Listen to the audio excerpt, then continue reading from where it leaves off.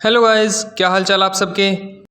तो आज हम पढ़ेंगे livestock and poultry management में routine management practices like grooming, washing, dipping, casting, shearing and exercising. तो सबसे पहले है हमारा ग्रूमिंग। अब समझो कि ग्रूमिंग क्या होता है। Grooming means brushing the hair coat of animals.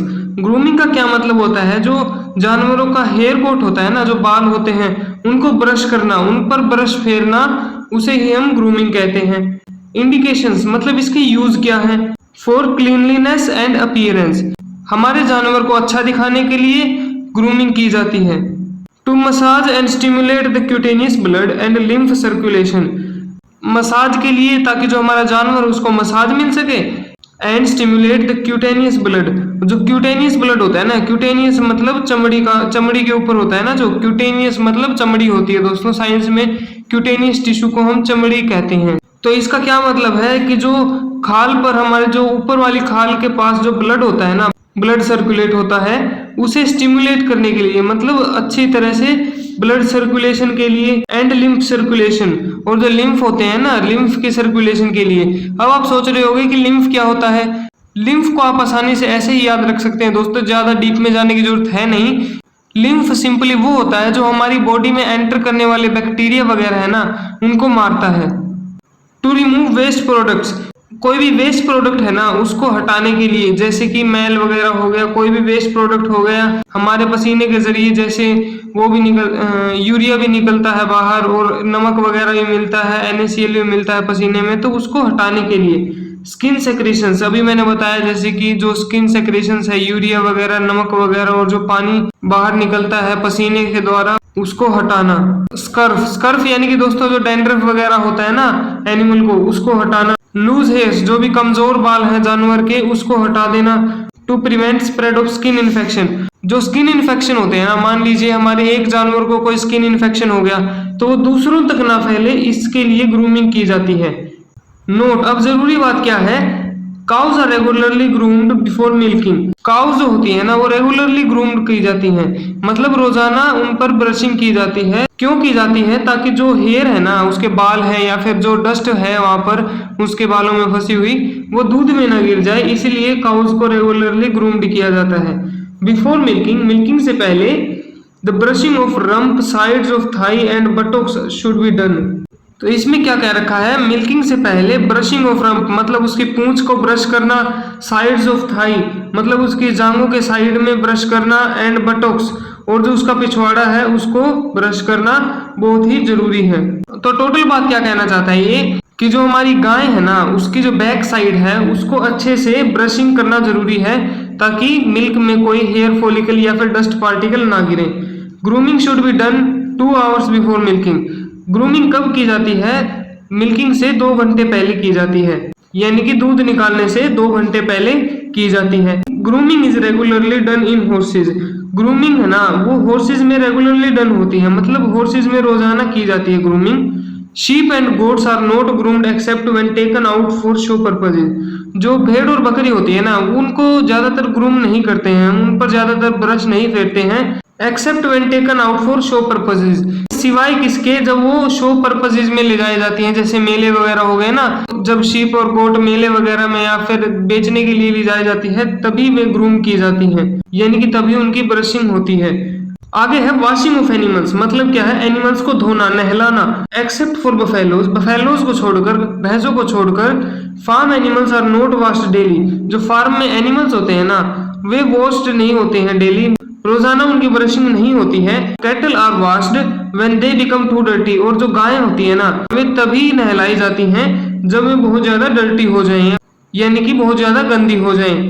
Buffaloes have to be washed daily more so during summer, buffaloes जो होती है ना, हमारी भैंस वगैरह होती है ना, उनको डेली नहलाना पड़ता है, मोर सो ड्यूरिंग समर, और समर में तो और भी ज्यादा नहलाना पड़ता है। The whole hair coat of the animal should be thoroughly wetted first by rubbing with hands or brush against the hair। तो इसमें क्या बता रखा है दोस्तों, अगर आपने किसी भैंस को नहलाया होगा तो सबसे पहले आप क्या करेंगे, उसके ऊपर पानी डाल के और हाथ से मलेंगे उसको।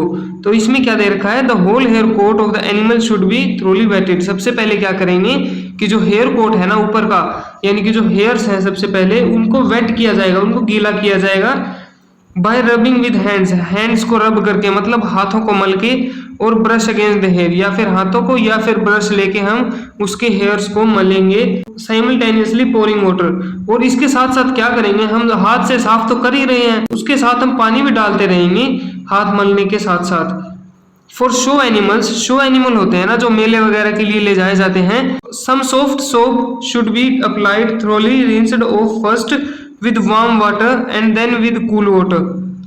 तो इसका क्या मतलब है कि जब शो के लिए एनिमल ले जाए जाते हैं ना, तो कई बार उन पर सॉफ्ट सोप यानी कि साबुन का यूज भी होता है। और साबुन का यूज कैसे होता है, सबसे पहले हम जो सिंपल सी बात है उसको गीला करेंगे, उस पर साबुन लगाएंगे, और उसके बाद क्या करेंगे, वार्म वाटर के साथ उसको उतार देंगे साबुन को, मतलब गुनगुने या फिर गर्म पानी के साथ उसको उतार देंगे साबुन को, और उतारने के बाद कूल वाटर से एक बारी और नहला देंगे, ठंडे पानी से एक बारी और नहला देंगे।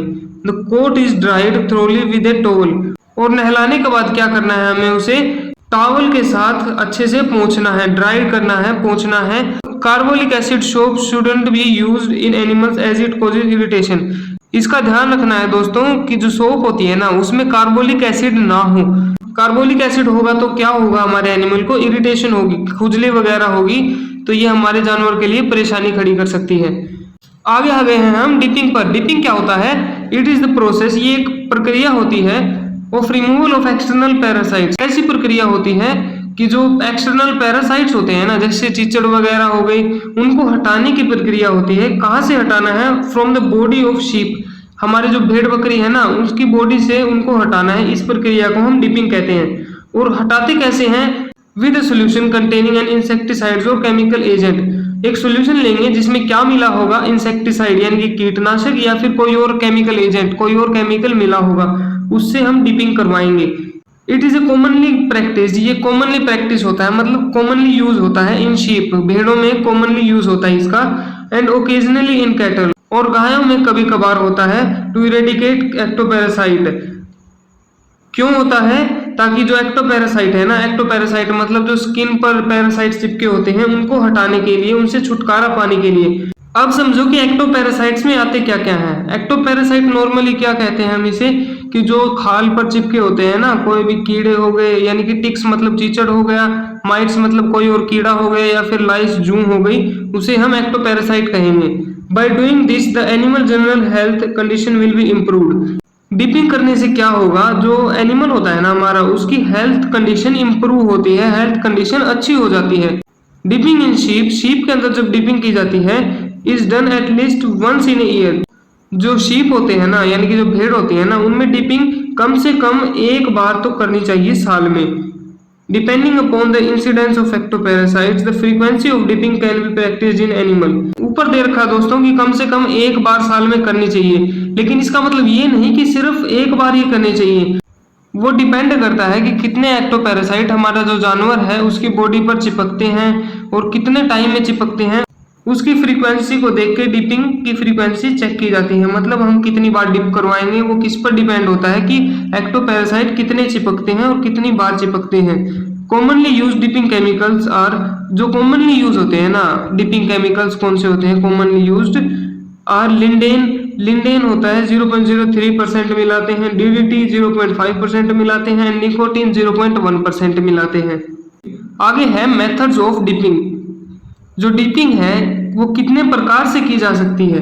पहला है हैंड बाथ मेथड्स, जो हाथ है ना उससे उससे करना क्या डिपिंग। टैंक साइज कितना चाहिए हमें, 1.2 इंटू 1 इंटू 0.5 मीटर क्यूब का एक टैंक चाहिए, and is for small number of sheeps. और सिंपल सी बात है दोस्तों कि जो हाथों का यूज होगा ना वो कम नंबर की शीप के लिए होगा। मतलब अगर शीप हमारे पास कम होंगी, भेड़ें कम होंगी, तो ही हम हैंड का यूज कर सकते हैं। बहुत ज्यादा होंगी तो हैंड का यूज करना बेकार है। जैसा कि आगे दे रखा है स्विम बाथ मेथड। एक स्विम बाथ मेथड होता है जिसमें भेड़ें स्विम करती हैं और बाथ लेती हैं, जैसे कि हम लोग पूल में लेते हैं ना वैसे ही।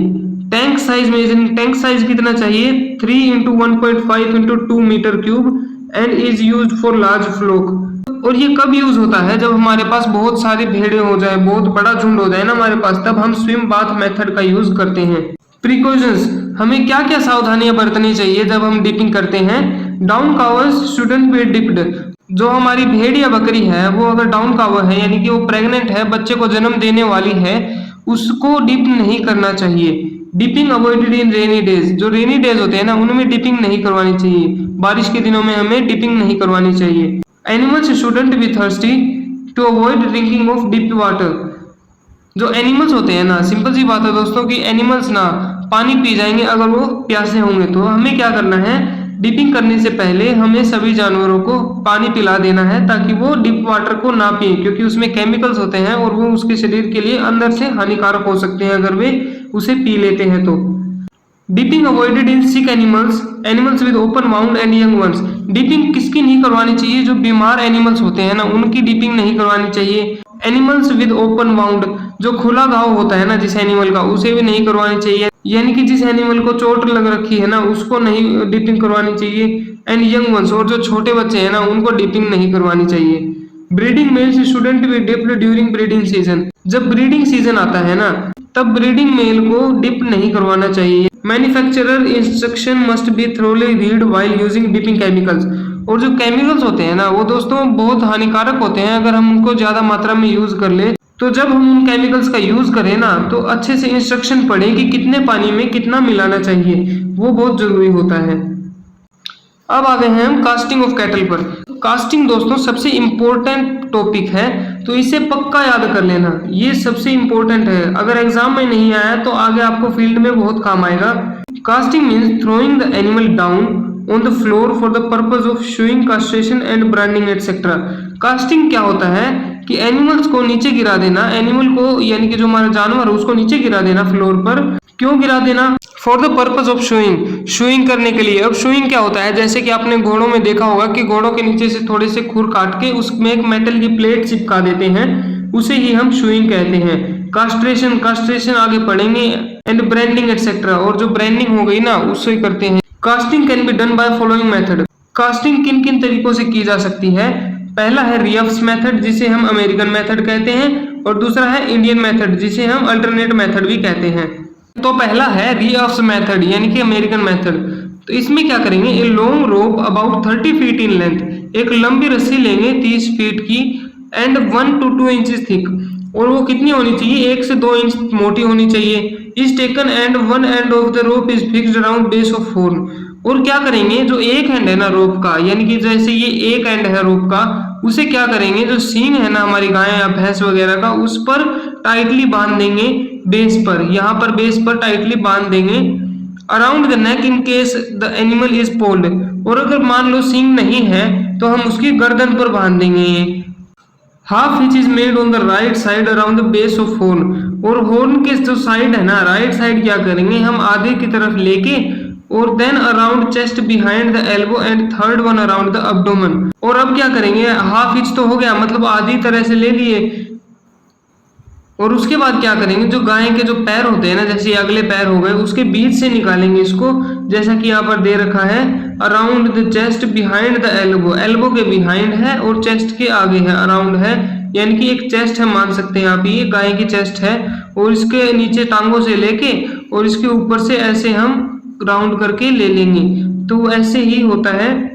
And third one around the abdomen, और इसके बाद क्या करेंगे, यहाँ पर ऐसे लगा के इसके पार को लेके जाके, और यहाँ पर जो पिछले पाँव है ना वहां पर ले गए हम, और पिछले पाँव के बाद ले जाने के बाद हम एक और यहाँ पर सर्कल बना देंगे, मतलब एक और बार घुमा देंगे गाय की जो या फिर भैंस की है उसकी बॉडी के अराउंड, और बाद में क्या करेंगे, इसको पीछे सरका लेंगे इस रस्सी को, उसे ही हम रियफ्स मेथड कहेंगे। जैसे कि यहाँ पे दे रखा है third one around the abdomen, यानी कि जो तीसरी बार हमें घुमाना है ना वो अब्डोमेन में घुमाना है। अब्डोमेन मतलब पेट की साइड, पीठ की साइड घुमाना है। In front of the scrotum और अडर, अगर मेल है तो स्क्रोटम और फीमेल है तो अडर के आसपास यहाँ पर घुमाना है। यहाँ पर मान लीजिए अडर है तो इसके पास घुमाना है। The rope pulled backward by 2 assistant, और यहाँ पर घुमाने के बाद टांगों से कि पीछे खींच लेंगे, और जो 2 असिस्टेंट है ना वो यहाँ से पुल करेंगे यहाँ से। The animal will fall on the right side, limbs are secured by separate rope, जो एनिमल है ना वो राइट साइड गिर जाएगा, लेकिन जो लिम्स है ना, जो उसके पाँव है ना, वो एक सेपरेट रस्सी से बांध दिए जाएंगे, सिक्योर कर दिए जाएंगे। तो इसमें आप आसानी से समझ सकते हैं। इस डायग्राम को ध्यान से देखना।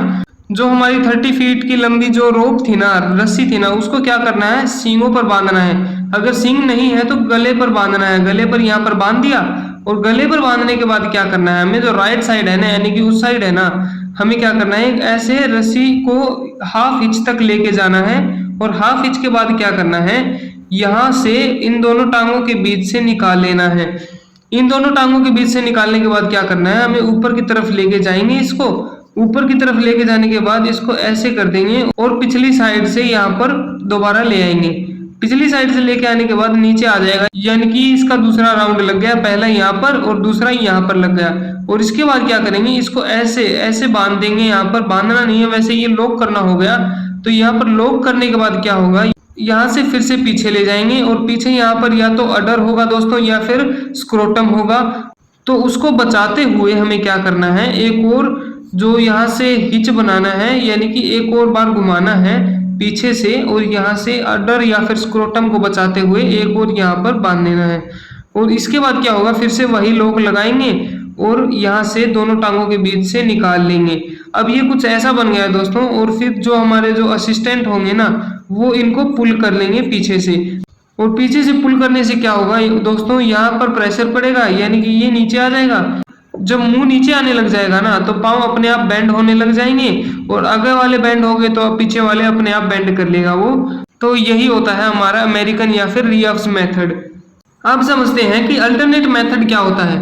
अल्टरनेट मेथड को इंडियन मेथड भी कहते हैं। इसमें क्या करते हैं, जैसे कि मान लीजिए ये एक गाय है,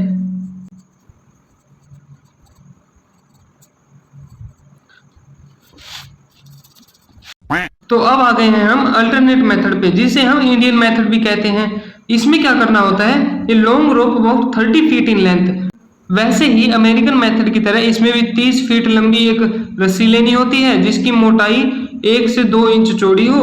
और उसको क्या करना है, is taken and the middle portion of rope placed around the cow's neck. और इसका मिडिल पोर्शन क्या होगा, जैसे यहाँ पर जो एक रस्सी है ना, उसका मिडिल पोर्शन ये है, और ये कहाँ पर आ जाएगा, उसकी गर्दन पर आ जाएगा। तो ये कुछ ऐसे दिखेगा।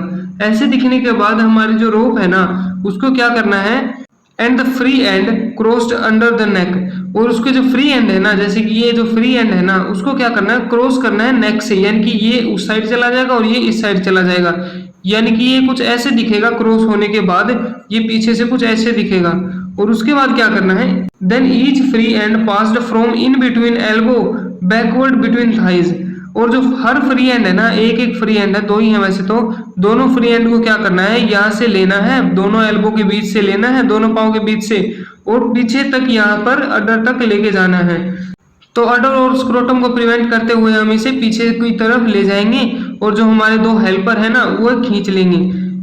आगे क्या दे रखा है, animal will crouch and sink to the ground if the free ends of the rope are pulled backward. अगर हमारे जो असिस्टेंट है ना, वो पीछे खींचेंगे इस रस्सी को, तो क्या होगा, जो एनिमल की गर्दन है ना, वो नीचे झुक जाएगी, और एनिमल क्या होगा, क्राउच हो जाएगा, बैठ जाएगा ग्राउंड पर। और अच्छे से आप आगे देख सकते हैं। अब देखते हैं कि इंडियन मेथड में क्या होता है। इंडियन मेथड में क्या होता है, हमारे पास जो रस्सी होती है ना, उसको बीच से, यानी कि जैसे मान लो ये रस्सी है 30 फीट लंबी, उसको बीच से यहाँ पर रख देंगे। बीच से रखने के बाद क्या होगा कि 15 फीट उस साइड रह जाएगी और 15 फीट इस साइड रह जाएगी। और 15 फीट और 15 फीट इस साइड रहने के बाद क्या करेंगे, तो ये है ना, ये सिरा पकड़ के इस साइड ले जाएंगे, और ये सिरा पकड़ के गर्दन के नीचे से इस साइड ले जाएंगे। तो फिर क्या होगा, ये गर्दन है ना कुछ ऐसे आ जाएगी, ठीक है, और ये गर्दन कुछ ऐसे आ जाएगी। उसके बाद क्या करेंगे, जो दोनों सिरे हैं ना, उनको पकड़ के और यहाँ से ऐसे नीचे टांगों के बीच से ले जाएंगे इसके। तो ये ऐसा कुछ दिखेगा, ऐसा ऐसा और ऐसा कुछ दिखेगा ये यहाँ पर डायग्राम में। यानी दोनों टांगों के बीच से ले जाने के बाद यहाँ पर सीधा हम इसको ले जाएंगे, और अडर या फिर स्क्रोटम को प्रिवेंट करते हुए, बचाते हुए हम इसको पीछे वाली टांगों से निकाल लेंगे। यहाँ से ये रस्सी ऐसे निकल जाएंगे, और जो हमारे 2 असिस्टेंट है ना, वो इसे खींच लेंगे। सिंपल सी बात है, इसे ही हम इंडियन मेथड कहते हैं। तो यहाँ तक देखा आपने, उसके लिए आपका शुक्रिया। मिलते हैं अगली वीडियो में, तब तक के लिए tata, bye bye, sayonara and हasta la vista।